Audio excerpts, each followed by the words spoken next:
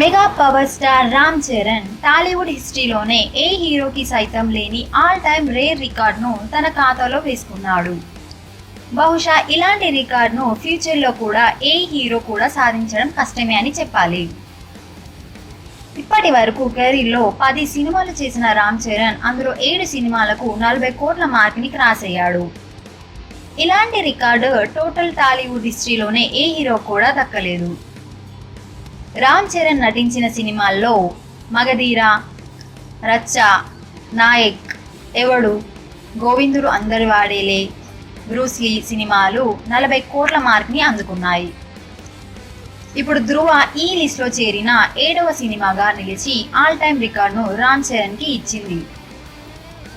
చిరుత, orange మరియు జంజీర్ సినిమాలు మాత్రమే రామ్ చరణ్ కెరీర్లో ఆ రికార్డు అందుకోలేని సినిమాలుగా నిలిచాయి.